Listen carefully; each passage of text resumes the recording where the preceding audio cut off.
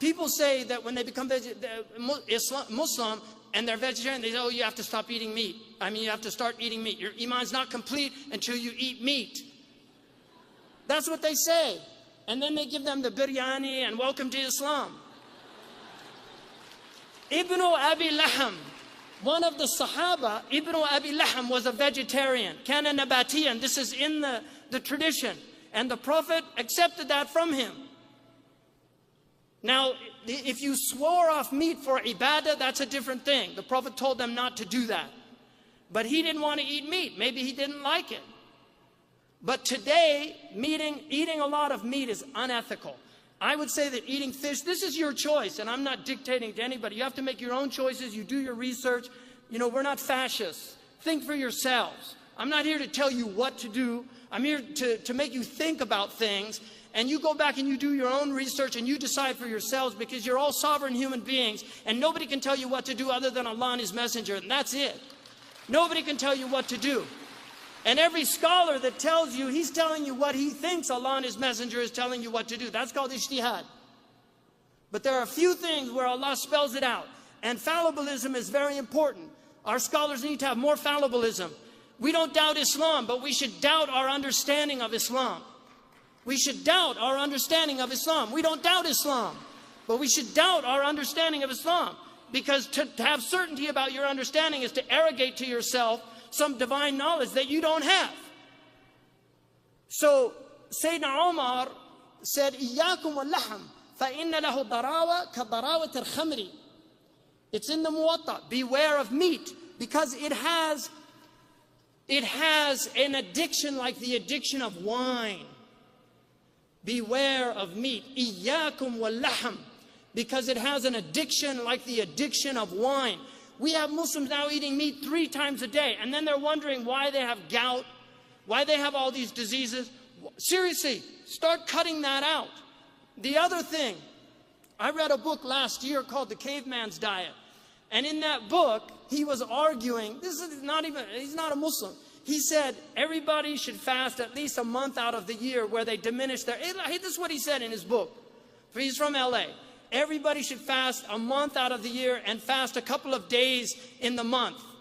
Because he said our bodies are designed to be food deprived.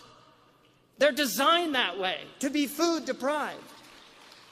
If you want to see an amazing documentary, look at Sick, Fat, and Nearly Dead. Sick, Fat, and Nearly Dead. And you look at the miracle that happens on that. A man who fasted 60 days and then got another man who was almost dead to start fasting, and the man's transformation was amazing. We need to transform our food. We need to eat healthy food that's locally grown. If we're going to eat meat, you shouldn't eat meat more than once a week. Imam Sahar al-Tusturi, one of the conditions when he took on students, one of the conditions he stipulated was they only ate meat once a week. In Maliki fiqh, a rich woman is entitled to meat twice a week. Muslims were semi-vegetarians. The Prophet ﷺ was a semi-vegetarian. He did not eat a lot of meat. This is a fact. You can read it in the seerah. 2 months they would see no smoke came out of his chimney. And they would say, what were you eating? They said, al-aswadain. It's in the Sahih collection. Al-aswadain, water and dates. Dates are one of the most beneficial foods in the world. So this is absolutely imperative that you change your diets. We're eating far too much processed foods. All of this cancer, 1 out of 4 people is getting cancer now. Heart disease, diabetes. 70% of people in some of the Gulf states over 40 have type 2 diabetes. 70%. They're drinking, eating all this processed food. Cancer has become epidemic in West Africa because they're eating all these processed foods. Eat fresh, healthy foods. Eat good foods. This is part of our religion. Allah doesn't mention food without mentioning halal and tayyib.